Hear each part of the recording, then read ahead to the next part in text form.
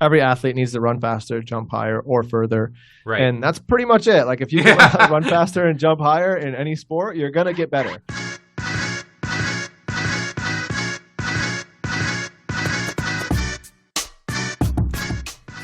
Hello and welcome to the Physical Preparation Podcast. I'm your host, Mike Robertson, and I'll be joined on the line later today by Anthony Mercurio.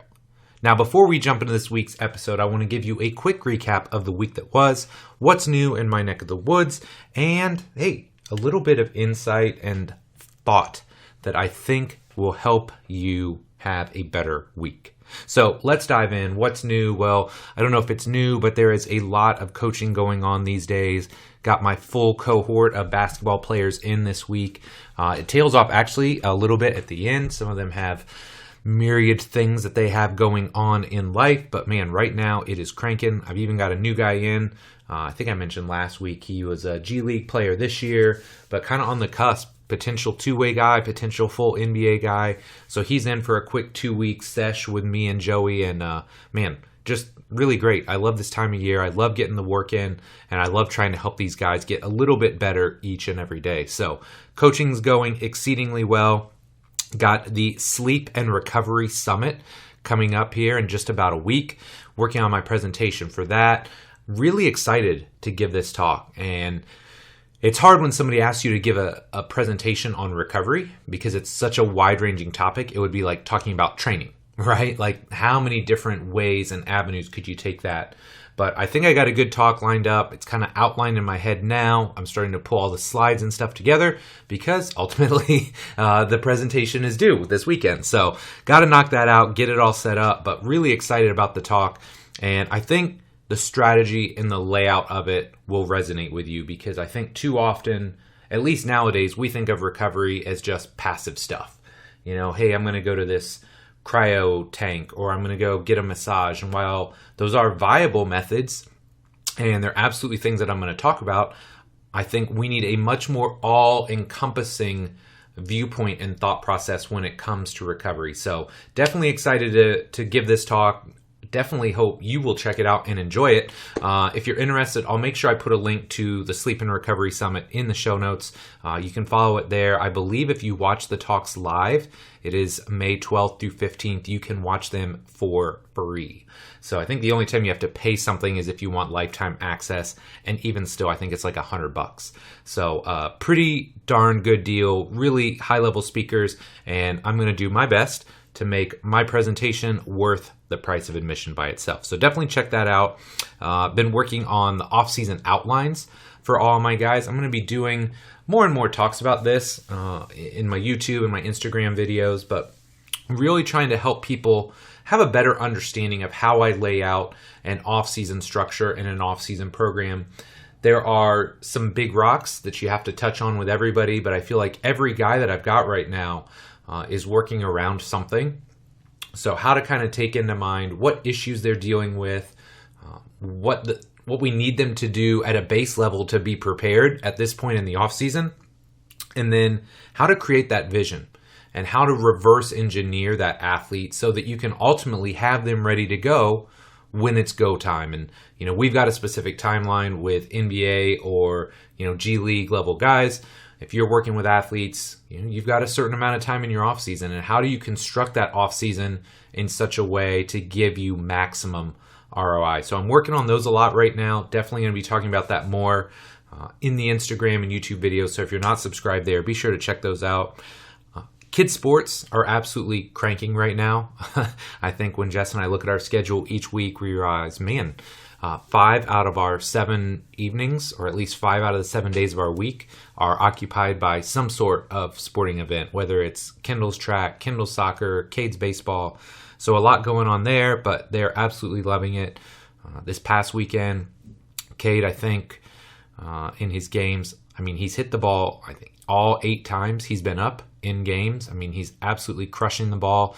I think he got his first out this last week because he hit it right in between the first and second baseman, but they're so little right now, the outfield just has to physically stand in the grass. So it's basically the way this team played, they had like 10 infielders. Regardless, the guy's crushing the ball. I'm excited for him. We got another game tonight. Kendall's team played really, really well this weekend. We won either 6 or 7-2. Best part for me there was we worked on some specific tactics in practice on Friday. And with 10, 11-year-old girls, you're not always sure if they're paying attention.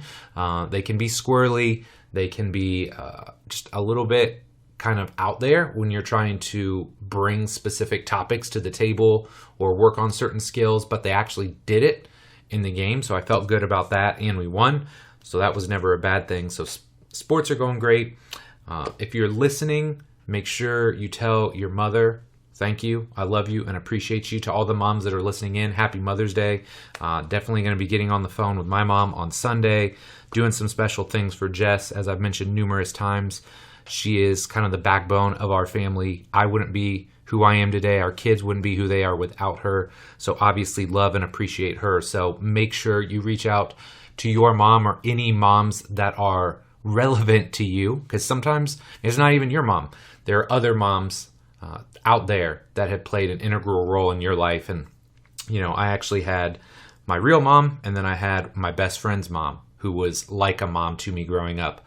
I spent so much time at their house, and she taught me all kinds of life lessons along the way. She treated me like one of her own kids. So probably need to send her a little something as well and just say thanks to her. So last but not least, before I let you go today, I want you to think about this.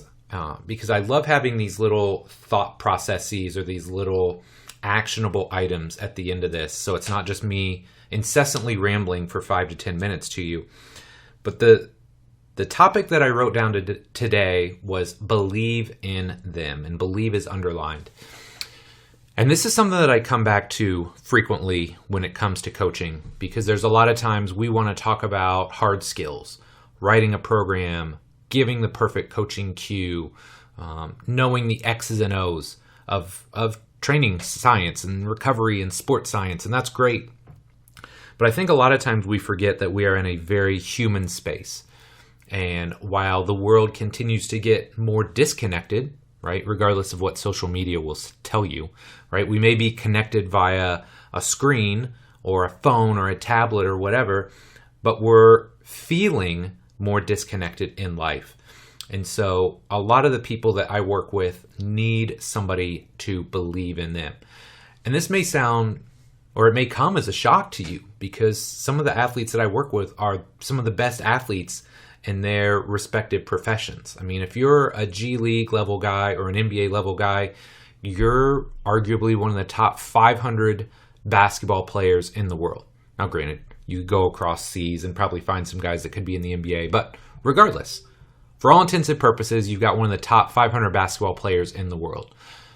And these guys, maybe not in a negative way, but they want people to believe in them, whether it's me, their strength coach, whether it's their sport coach, whether it's other people in their lives they interact with.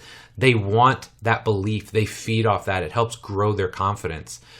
And a lot of times people assume, oh, well, they're a pro athlete. Like, they don't need that. Well, sure, they need that. Maybe they don't need it, but they want it, right? Like, you would probably never tell somebody, oh, I don't want you to believe in me. I'm good. Like, it just feels good when you know that the people that are surrounding you believe in you. They have confidence in you. They know they can help you. And so this is something that I talk about quite a bit, whether it's with high-level athletes or the little kids that I coach. I think it's even more important to them to let them know unapologetically, like, hey, man, I'm here for you. I love you. I care about you. I want to see you succeed. I believe in you. And it was so cute. I had 2 instances this weekend. One is a young girl that I've coached for many years now, and she's kind of in a little bit of a mini slump in soccer. And so I pulled her aside on Friday before our game, and I just said, hey, look, what's going on? Are you afraid you can't score? No. Are you intimidated because you're a 5th grader in a 5th, 6th league? No. And so I just kind of came around to, hey, look, like, I believe in you. I know you can score goals. Like, you have a special talent when it comes to scoring. So just go do that. It's all good. You want to get people involved and pass, and I love that. Be unselfish when the time is there, but also it's your job to score goals. And she came out on Saturday on fire, banged 4 goals. So like, that made me feel good. In a baseball game we had Friday night, a little guy who I've only coached a couple times now. He was struggling a little bit the first game, first practice, started to figure it out, and I coached third base for our team. So he got around to third base, and he literally had this ear-to-ear grin. And I'm like, hey, dude, what's going on? He's like, man, this is the best moment of my life. Now, maybe a little exaggerated, but that's how excited he was. So just know and understand, as a trainer, as a coach, as a rehab professional, we have such a big role and such a big impact on the lives of the people that we work with. So just let them know unapologetically that you believe in them, that you're there for them, and that you want to help them succeed. I guarantee you're going to have a stronger relationship as a result of that. All right, so we're going to take a quick break. We are going to hear from our new sponsor, Exerfly, and then we're going to jump into this awesome new episode with Anthony Mercurio. Today's episode of the Physical Preparation Podcast is brought to you by Exerfly. If you're unfamiliar with Flywheel Training, it's a method of strength training where your athletes generate resistance by using the inertia of a flywheel instead of traditional gravity-based resistance training. By accelerating and then decelerating a disc, your athletes generate resistance at all phases of the movement. This allows for high force training as well as eccentric overloading without the need for crazy heavy weights. I first got interested in flywheel training because I wanted my athletes to be better prepared for sport. Standard free weight training is great for the early preparatory phases, but I wanted something that could improve the rate of force development in both the concentric and eccentric phases of the lift. Most importantly, I wanted to make sure my athletes were prepared for those eccentric forces that they'll encounter in sports. And with their motorized technology, the Exerfly allows you to increase the eccentric phase of the lift from anywhere from 1 up to 80%. The biggest objection I had early on was learning a new piece of tech or equipment. After all, sometimes these things sound great, but really aren't all that functional, or they take forever to figure out. But luckily, if you take the time to watch a few short videos and experiment a little bit, you'll be using the Exerfly like a pro in no time. Setup is quick and easy, and my athletes are absolutely loving it. Last but not least, there are tons of different exercises and variations you can use as well. Whether we're talking squats, hinges, presses, split squats, if you can think of it, chances are you can figure out a way to do it with the Exerfly. The really cool thing is Exerfly is used by numerous teams in the NFL, NBA, over 50% of the English Premier League, and numerous Olympic developmental programs as well. Now, as a small business owner, I normally think, hey, this is way outside of my budget. I can't afford it, because we all know in a small business, every penny counts. But Exerfly has you covered there as well. They offer 36-month interest-free financing, so you can get started ASAP with your training and pay as you go. And when you factor in a 30-day money-back guarantee, 2-year warranty, and free shipping, I really believe this is a solid investment. Look, the bottom line is this. If I don't really love something, I'm not going to promote it on my show. I love my Exerfly, the results I'm getting with it, and I think you will as well. To learn more, head over to exerfly.com so you can start building some savage athletic beasts in your gym. Again, that's exerfly.com. Anthony Mercurio is a professional coach for people looking to improve their physical capabilities for sport. In addition to building beasts on the field, he is also dedicated to helping people stay healthy so they can reach their full physical potential in life. His vision is to bridge the gap between modern sports science and classic training methods. In his mind, the goal is to create a training program that builds tremendous athleticism while also building resiliency against injury. In this show, Anthony and I have a great chat. We start by talking about how a PE teacher from Brooklyn ended up owning and operating a gym in upstate New York. From there, we dive headfirst into his training philosophy, the role of split stance and single leg work when training athletes, why extensive plyos are important, his thoughts on speed training, and much, much more. Anthony is really doing some amazing work with his athletes, and I know you're going to love this show. But enough for me. Let's do this. Anthony, man, thanks so much for coming on the show here today. Really excited to have you on. Could you start by just telling us a little bit about yourself? Yeah, my name is Anthony Mucurio, and I grew up in Utica, New York, which is a small city-ish in the center, literally in the center of New York State. Had an opportunity to, play some sports growing up. Was good enough at football, I guess, to play collegiately. At a pretty good Division III program at Ithaca College, where I studied physical education and that kind of stuff.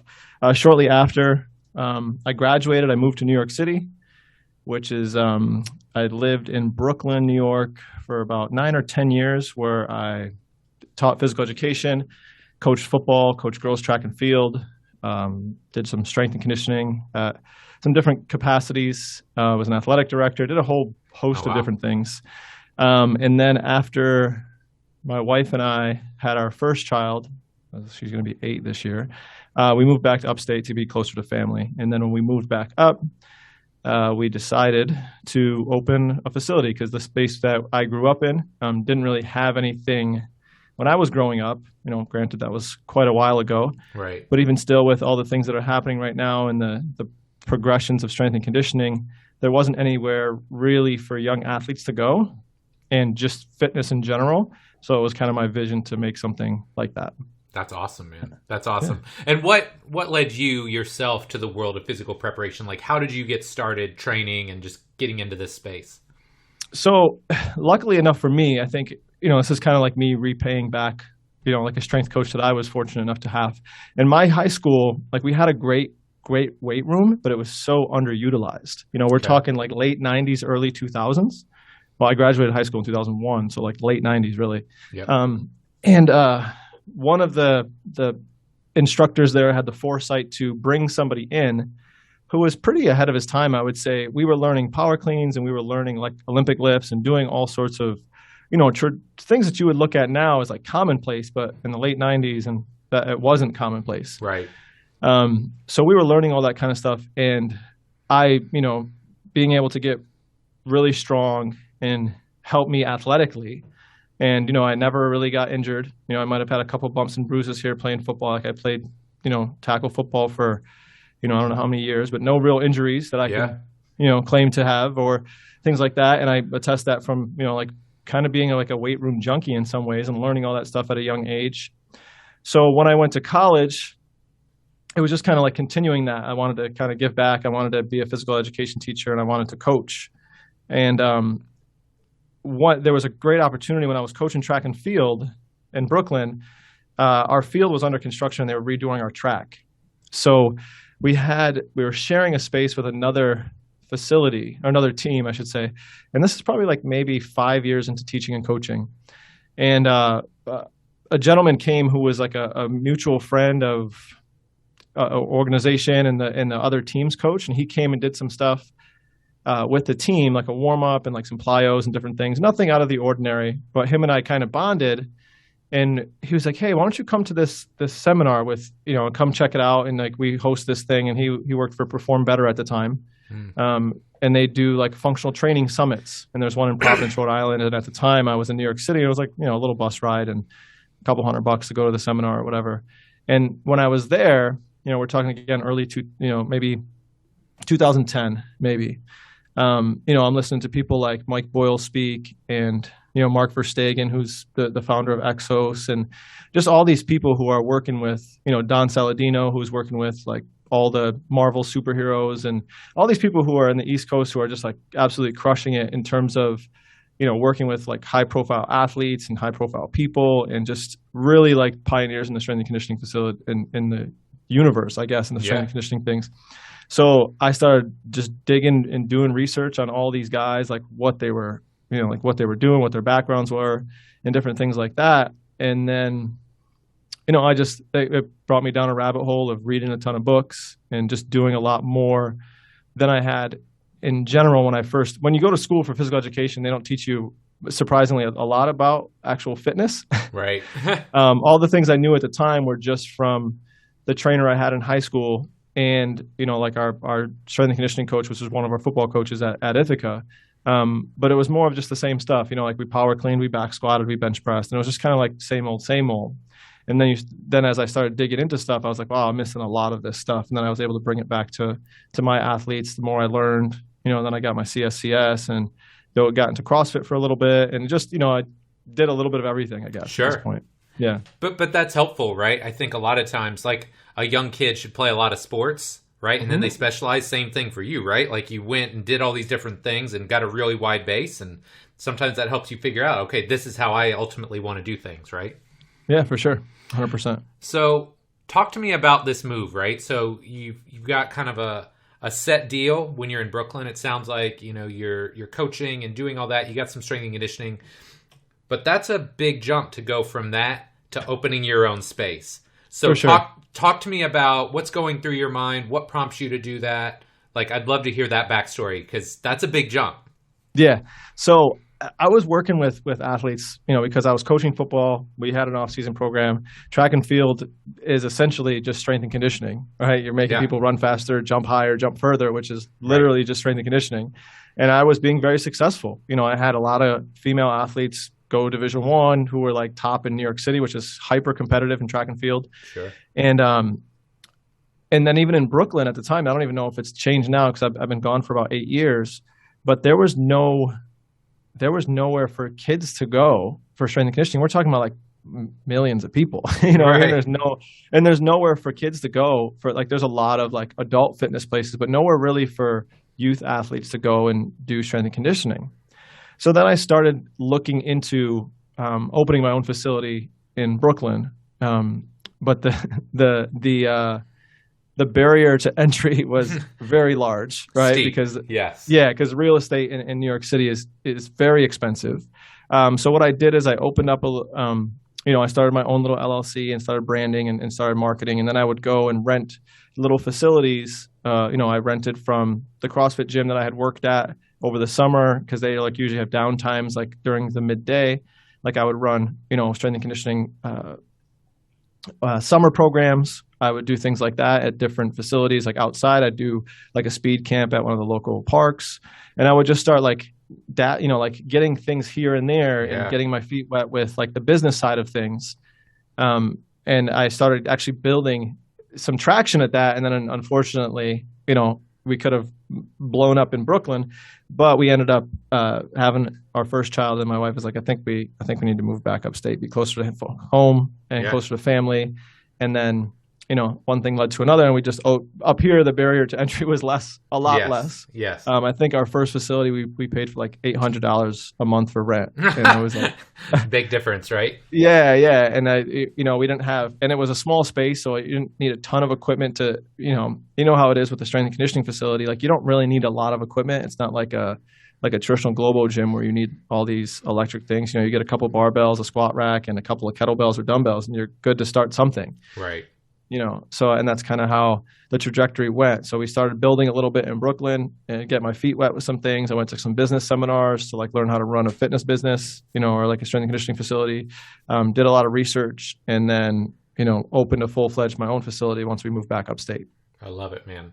I love it. And talk to me about that transition, because like you alluded to, you're in New York City, hyper competitive. So there's people there that are ready, willing, and able to give you money. Right. But sometimes when you go to that smaller market, like everything's cheaper, it's easier to get off the ground, but it's also you have to like sell a little bit more, or you've got to make people more aware of, hey, this is why you should be doing this. So is that what you found as well? Did you have to work a little bit harder to get things going when you moved up north, or how did that work out? So we started off like seven years ago now as a CrossFit gym because I knew initially. And a lot of folks will tell you this who do sports performance, that it's really difficult to make a sustainable business model just off of youth athletes. Yes. So I didn't really dive into the youth athletes right away, and we kind of started off as CrossFit, working with adults and working with a lot of variety of athletes. And I still kind of did the summer program and those sorts of things, but our space was so small that we weren't able to accommodate athletes like during the season, like during the regular school months.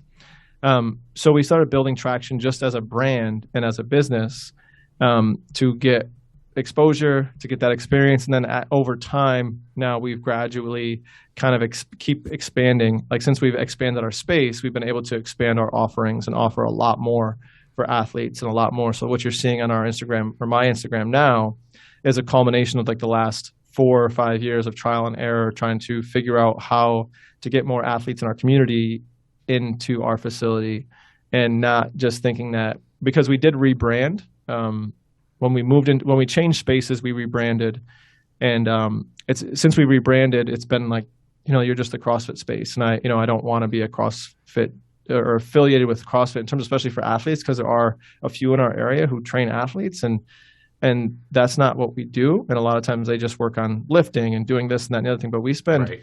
our sessions are about 75, right now in season, we probably go about 75 minutes, or in the off season when we're in the summer, we do 90. And we spend the first half hour doing, we're doing prep work, we're doing speed and agility, and we're not even lifting, we're lifting, but we're not, Right.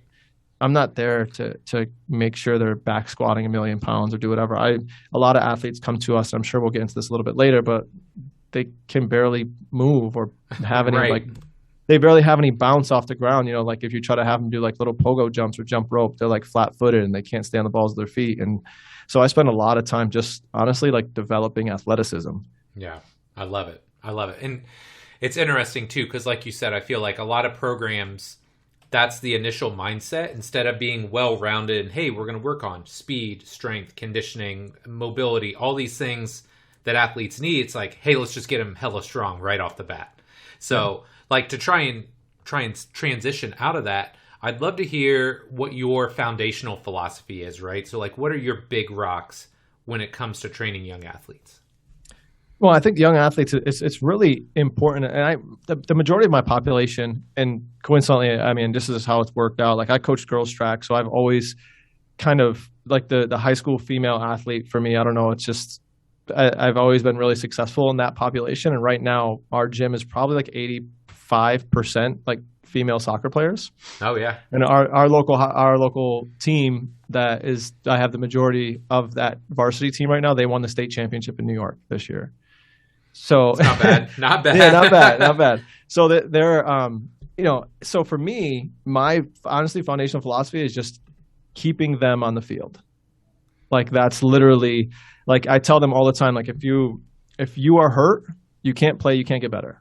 Yeah. Right. And so my goal is to keep you on the field. And how do we do that? We do that, the majority of soccer players, like as we know, are ACL, like they have tons of ACL, or a lot of times like, and some of it's just educational too, right? So ACL, obviously for like functional physiological things, but like lower leg injuries because there are a lot of overuse, right? Yes. So you get like, their coaches telling them to go for 5-mile runs every day in the summer. And it's like, well, that's not really going to be the best idea for you, Right. And I have girls who are playing club all year round. So they're going to club practice, they're running track and field, they're trying to lift, they're trying to do this, they're doing like a million things. So they get a lot of these overuse injuries.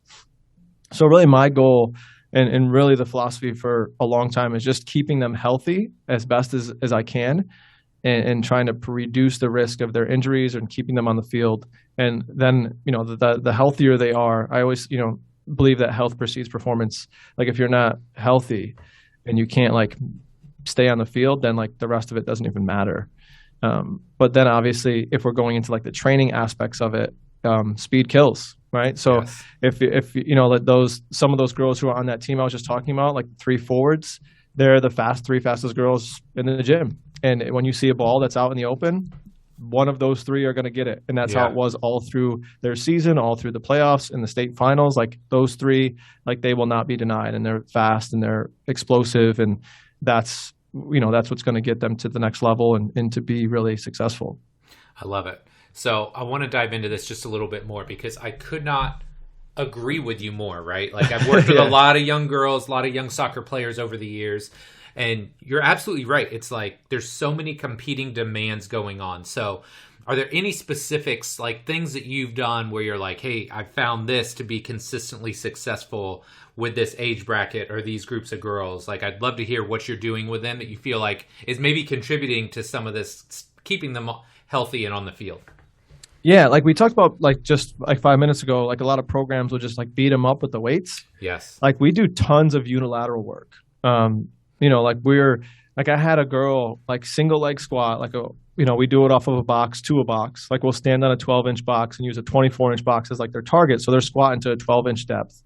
And I've had girls like that are working right now doing it with a 20-pound vest on and 30 pounds of chains. So they're doing a single leg unilateral squat for reps with 50 pounds of additional load. Yep. And Alex Natera, like out of Australia, has like all this research on how much like what that's comparable to. Like he'll talk about how, I don't know the numbers exactly, but how if you were to do like just a single one of those, it's similar to have like, at least on like force plates and all that kind of stuff, how it's comparable to like having one like body weight on your back for a back squat in terms of like the muscle recruitment and the force drive and all that kind of stuff. So if I can, the low, that like lowest system load type concept. So if I can put as little demand on your overall central nervous system by doing something that's like body weight or whatever and get the most bang out of that, then I'm gonna hammer home on that stuff. So we do a lot of single leg work, single leg squats, single leg deadlifts.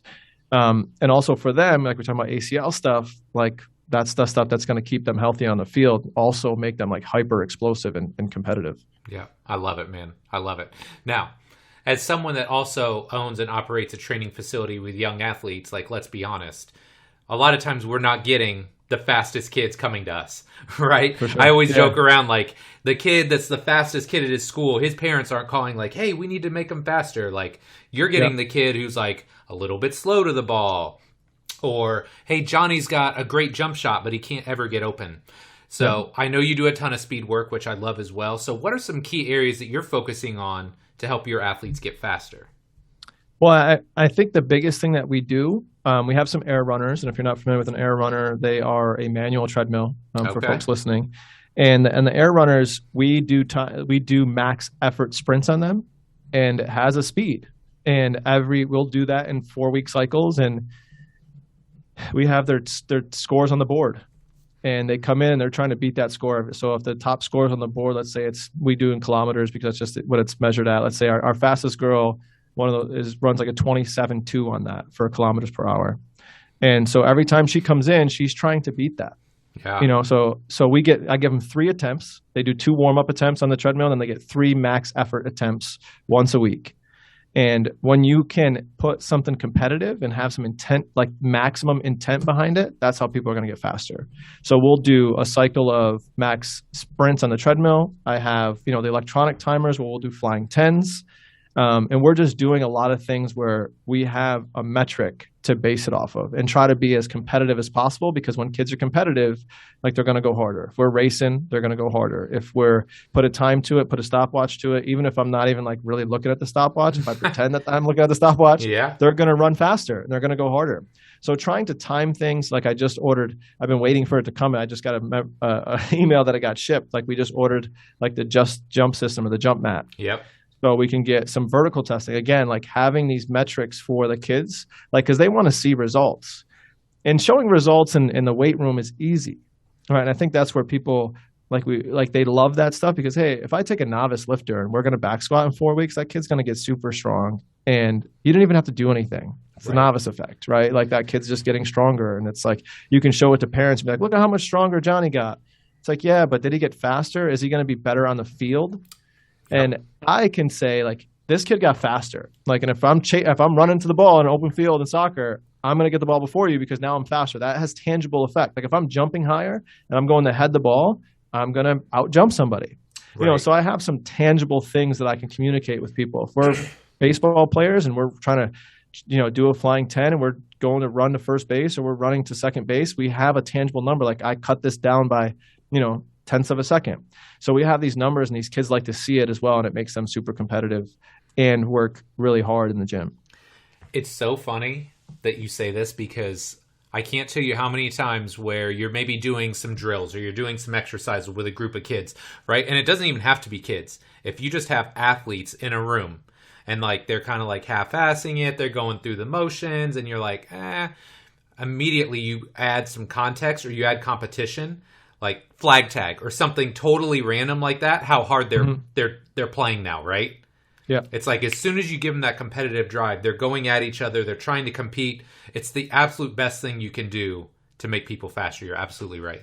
Yeah. And just like because like sometimes like you'll talk about it and you want like maximum intent. Like, even if we talk about tempo, like, and we'll be like, you got to explode out of the bottom of your squat. You got to explode and like move as fast as you can. And, they don't get it. But if you're like, go get this before somebody, they'll move as fast as they can realistically. I always tell one of the jokes that we used to do when I used to teach phys ed, I'd be like, raise your hand up as high as you can. And kids would do this. And I'd be like, all right, now raise it up higher. And everyone would go. Right. I'm like, well, you just told me you raise it as high as you can, and then you Right. could reach it higher.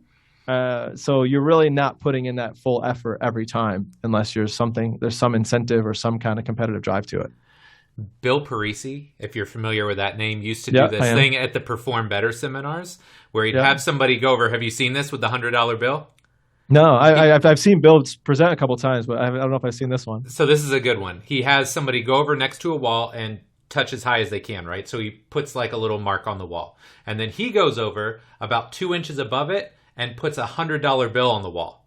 He says, now go get that. You know, it's the same premise, right? Like, Yeah, yeah. oh, that's the best you can do. Oh, let's give you a little incentive and see what we can get out of you now. Yeah. So I love it. Okay, so obviously speed's a big piece. Now, I think sometimes this vacillates back and forth. Some people are like, oh, the weight room is the only place. Some people are like, the weight room is trash. Don't ever go there. I'd love to hear, and you kind of alluded to it earlier, like the single leg and the split stance activities. What role do you feel like the weight room plays in a young athlete's development? I mean, I think it plays a huge role, and sometimes, like you said, like some folks the pendulum swings too far, Yep. where they're like, "Wow, the weight you don't need to do any weights." I was like, "No," because like if you can't, and I'm a big thing, like if you can't get into the position, then you can't train that position, especially for athleticism.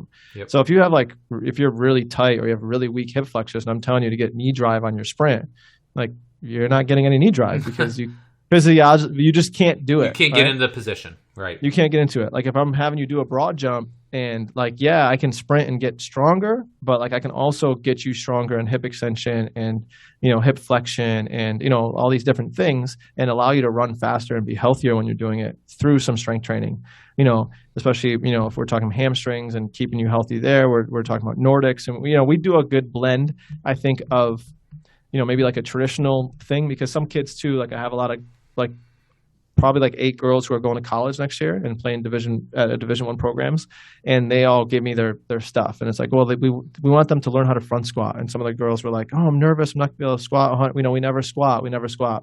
So I put it in like a 4-week cycle of front squats, and they were all nervous they couldn't squat over like 100 pounds, and everybody squatted like 125 plus. And I was like, look, we never do it, and still you guys are probably going to go to college and be some of the top 5 strongest girls on your team. Yes. So don't worry about it. Like I just like you have to understand like this is going to keep you healthier for longer, and you're still going to be able to do all the other stuff. Right. And I forgot who I read it from, but they talked a lot about like in early stages, teach a lot of unilateral stuff. Yep. Because it'll carry over more to the bilateral stuff. Like when you get to a certain point, like you're going to have those bilateral things you're going to have to do. You're going to go to college, and your college strength conditioning coach is going to make you do certain things that might not be the best choice, but they're going to make you back squat and front squat and deadlift maybe and do all these sorts of things. And then there's going to be a time where there's like this trajectory. Maybe it was Mike Boyle who talked about it, but like unilateral early in your age, like when you're in your prime, bilateral. And then when you get older, you go back to unilateral when everything hurts. Yeah. I like that. I like that. So I think that's kind of like what we're looking at, and we'll sprinkle in the bilateral heavy stuff, like just to see kind of where we're at, let's do some front squats, we'll do some Olympic lifting complexes, we'll back squat a little bit, and when we do that stuff, a lot of times we'll do it with tempo. And because we're trying to build, we're talking about before, like we want to see things carry over. So if I can see you sit in the bottom of a squat and then explode out of the bottom, like that's going to carry over to you being more explosive on the field as well, instead of trying to just like to bounce out of the bottom of your squat and move as fast as you can. Yeah, I love that. It's funny that you mentioned that too, because I feel like that's a really good tool to have you as a coach when you're going from, hey, if they are used to only your programming, right? If you can get that summer program from college like a month or 2 in advance, so you can start to prep them and have them ready, because they already have a great foundation, right? Yeah. If you've done all the split stance and single leg and body weight and they own all those positions, it's way easier to take them from that and teach them to front or back squat or deadlift than it is, hey, this is all we do, and now you got to do split stance, single leg, and they look like absolute trash. Yeah. 100%. I love it. Okay. So another thing that I loved as I was combing through your Instagram feed was you're beating this drum on the idea of extensive plyos and old school footwork. Yeah. Absolutely. Something that I feel a lot of kids, a lot of athletes are missing these days. So why do you think that these types of things are important in a young athlete's development? Yeah, and I think I talked about it a little bit before, is that like you get kids who are trying to jump rope and they have no bounce. They have no spring to them, Yep. right? They're heavy footed, right? And this is, I think, also leads to kids who are having a lot of like lower leg injuries. Like if you don't have that like elasticity in your Achilles and in your foot and your soleus and calf muscles and all that kind of stuff that's down there, then you're going to be heavy footed and you're going to get shin splints and you're going to get all these different things that turn over, and then your shin splints turn into stress fractures, and then you're off the field, right? Like we just talked about before. So I think building those extensive plyos, and a lot of times what people don't realize is most sports are not played, at least change of direction and a lot of these different things, they're not done at maximum speed. Like if you're basketball, like you're not cutting when you're sprinting down the court most of the time. Like you're jab stepping and going. Like it's not at, a lot of them are at like sub-maximal things, which is extensive plyos. Extensive plyos are, high volume, higher volume, like lower intensity. So we're looking at like lower intensity stuff and getting a lot of volume with a lot of work. And I think that'll carry over more to athletic development than, the intensive stuff is important too. Like, yeah, if I'm going to go and like try to dunk on somebody on a fast break, I might need to be able to do that, or I need to do some things like that. Or if I'm going to, go for a jump ball in certain situations, but realistically, like maximum effort things. And even if you look at, if I'm rebounding in basketball, like I may have to jump 4 or 5 times in a row, bouncing off the ground as quick as possible. So that's an extensive plyo. And if we look at just sports in general, I think most of it is more extensive than intensive. And, my job is to prepare them to perform their best and stay healthy. And I believe some of that, it relies on that extensive stuff that people are forgetting about with all these like high box jumps and depth drops and all these different things, and trying to be, crazy with some of the stuff they see on Instagram or wherever. But those old school things have a lot of value. Even like jumping rope has so much value that kids don't even do. Like you can teach like great running mechanics. If you have kids like do high knees in place, they get a good turnover. We used to do it because I used to coach track and field in the Northeast in the winter. We'd be in the cafeteria and we're doing like max velocity drills, like with just jumping rope high knees and like just doing it in place for 30 seconds as fast as you can, and just building some of those patterns. I love it. Yeah, it's interesting because, like I alluded to, we get a lot of kids that come in and they're not fast. They don't jump high. And so a lot of times parents are like, well, why are they jumping rope? Why are they like, because some of these kids are so heavy footed, we give them like a band to hold on to, right? Yep. So it's like a band assisted type jump. And I'm like, look, their nervous system hasn't processed how to do this quickly or efficiently. So the parent immediately thinks, because this is how we're conditioned right now, it's like, oh, they just need to lift heavier, or they need to do big box jumps. It's like, no, man, like let's give them the foundation first. Let's teach them to feel bouncy, fast, elastic, and then we can get into some of those things. But yeah, a lot of times they just assume if they're not lifting heavy or they're not doing like huge box jumps, that they're not going to get what they want to out of it. Yeah, we're doing fancy footwork drills. That's a funny one I get from parents a lot. They need better footwork. I'm like, oh, okay, like what do you want? Well, I don't know what you want them to do, but like they don't need better footwork. They need to learn how to like use their body better. Right. Yeah. Okay, so this is going to take me into a tangent just for a second. But like, what are some of the things that parents say to you that make you want to roll your eyes? Where you're like, yeah, okay, I got you. Anything that comes to mind? Well, I think that like they always will ask for something like really specific, really specific to like a sport or things like that. Well, they just need to be able to like, I work with a basketball coach and he was just saying like, we really need to change direction better, or like I forgot how he phrased it, but that's how I've reframed it in my brain as like, okay, I know what I'm going to work on. Right. But they ask for like these really, really specific and like if you're in a meeting and somebody goes on these tangents and they ask like all these theoretical questions about like, well, what if this happens? And blah, blah, blah, blah, blah. And you go on these weird tangents about like things that don't really matter.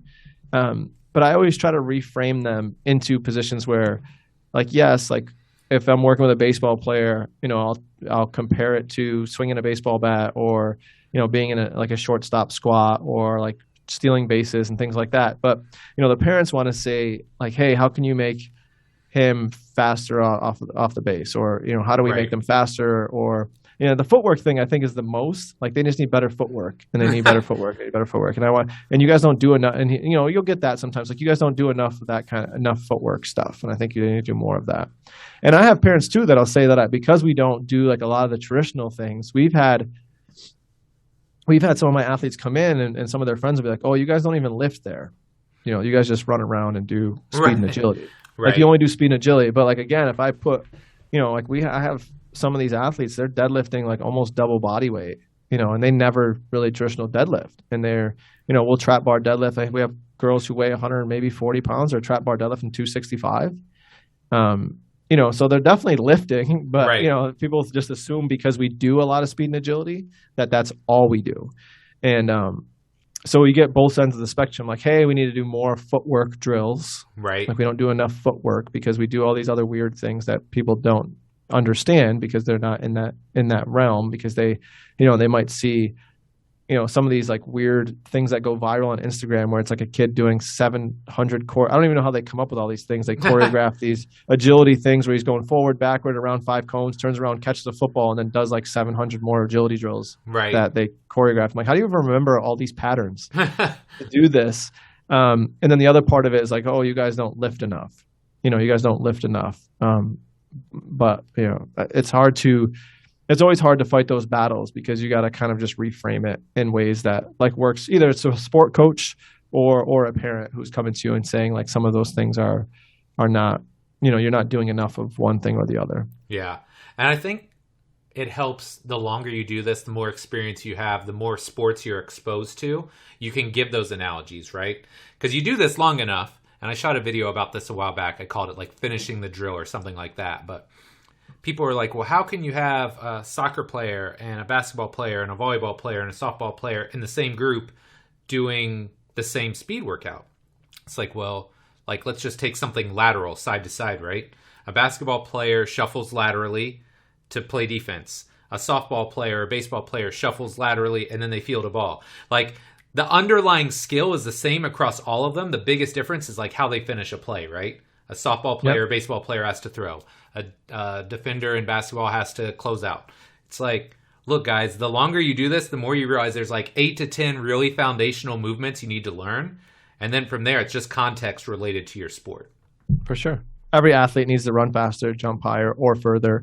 Right. And that's pretty much it. Like if you can run faster and jump higher in any sport, you're going to get better. Yeah. And that's like, like you're saying, like you got to build that context. Like I think we have a competitor in our area who does like really quote unquote like sports specific. And I think that's the other one that's, because he throws a soccer ball or someone will have you do an agility drill with a lacrosse stick in your hand like it's sports specific. It's like, no, Right. You're doing the same thing. You just have a lacrosse stick in your hand now. I don't know. Like it doesn't make it any more sports specific. Right. Like you're never going to do a burpee and then go kick a soccer ball in the field. How is that sports specific?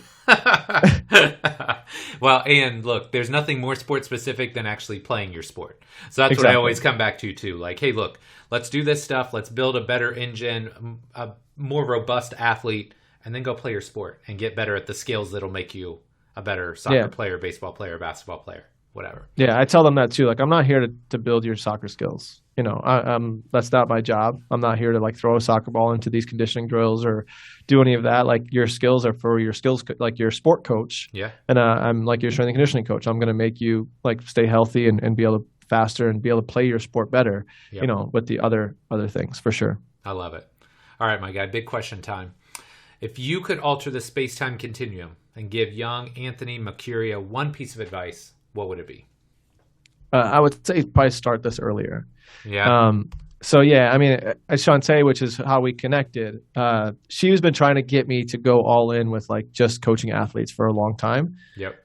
We met way back before she was the movement maestro and who she's become. Yeah. And we were kind of on the same trajectory. We both kind of started our things at the same time.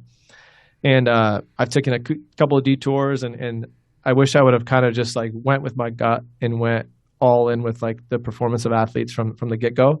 But we're here now. So I guess, you can't really change the past, but I think I would have like convinced myself to start this and go all in a little bit earlier.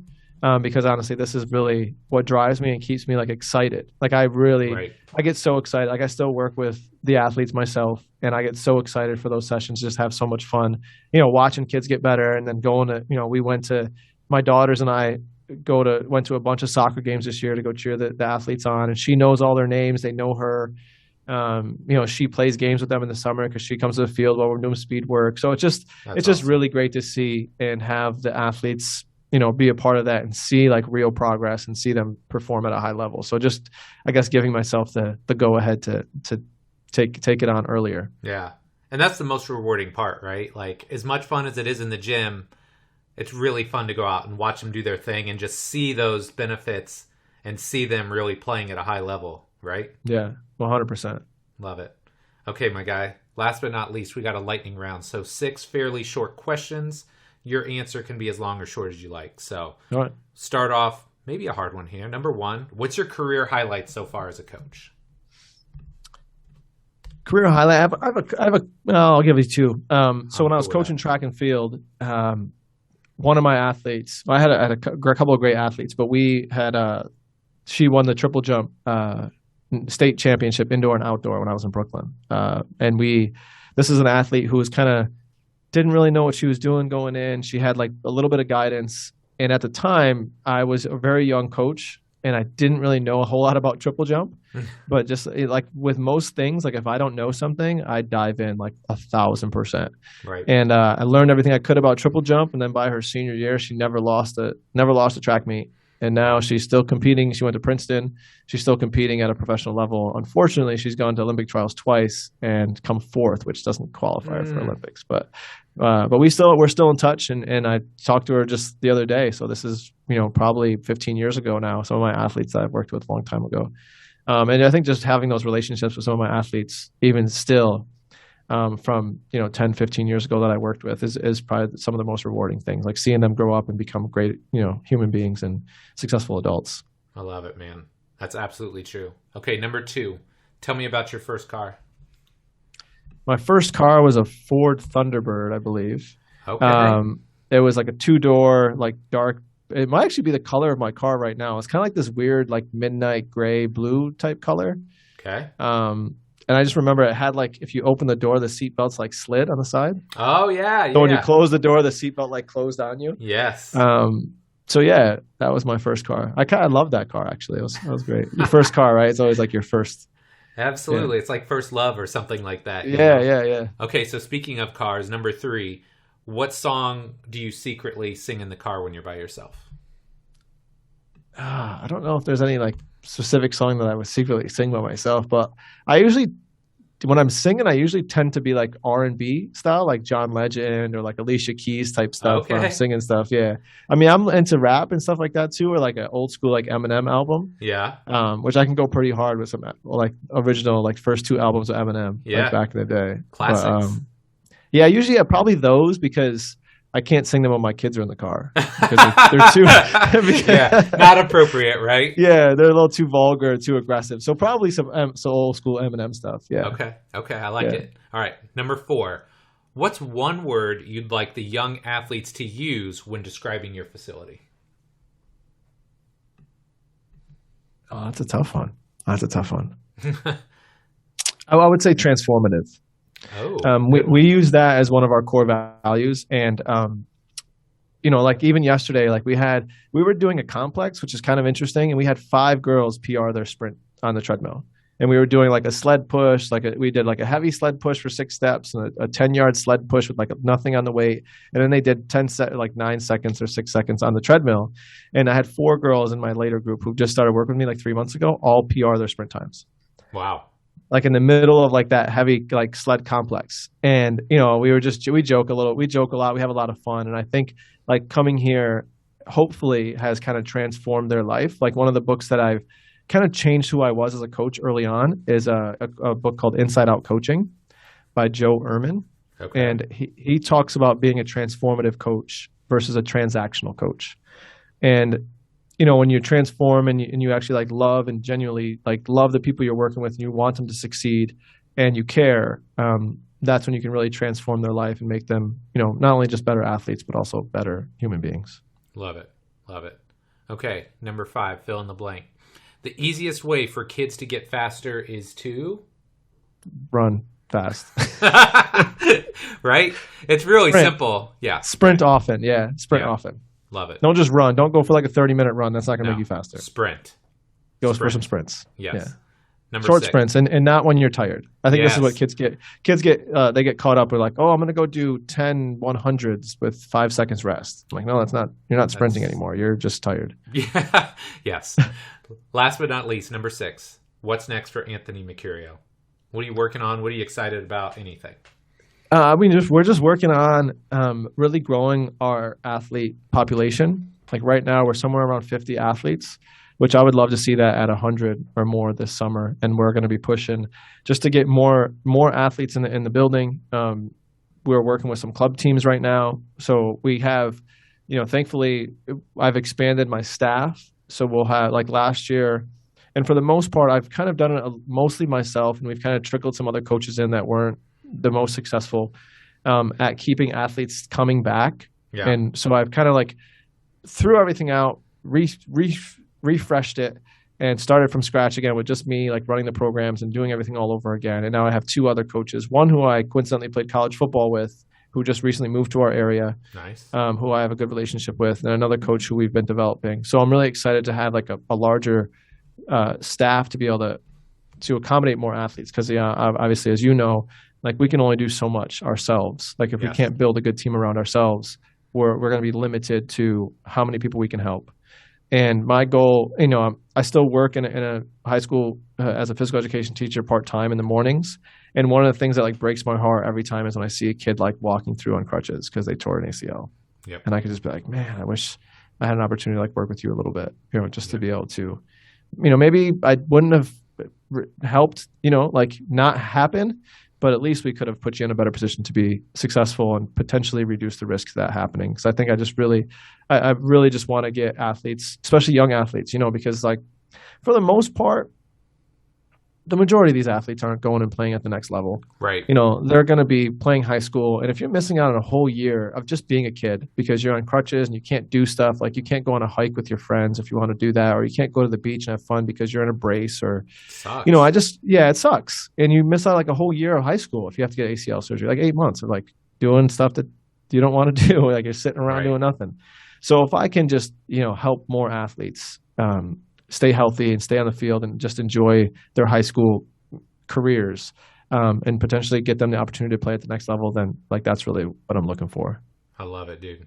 Man, this is so much fun. Love the message. I love the work that you do. And seriously, man, like we need more people like you, and people that have listened to the show for a while know I'm constantly beating this drum because, coaching young athletes myself, like S&C, working with my kids' sports, like it's just such a great vehicle to teach kids about life, about hard work, all the things probably that we mutually value. But Anthony, man, this has been really fun. Where can my listeners find out more about you and all the great work that you're doing? Well, I'm pretty much on every social in some capacity, but Instagram is where I do the most. And it's at Mucurio. That's my last name. It's AMUCURIO. And I have a website, Twitter. Everything is all the same kind of handle to kind of keep it universal. That's a good thing about having a unique last name. You can get everything, everything all the same. And that's where we do most of our performance stuff. Because I do most of it, in our gym, we still do a lot of adult clientele. So we don't, like most of our athlete message and marketing, all that kind of stuff comes through my personal Instagram versus our gym's Instagram, which we kind of do more adult general pop stuff. Sure. So yeah, it's mostly Mucurio. Just went on TikTok, but I've only done like 4 videos on that so far. So I don't know how successful that's going to be. That's four more than me on TikTok, brother. So you're doing good, man.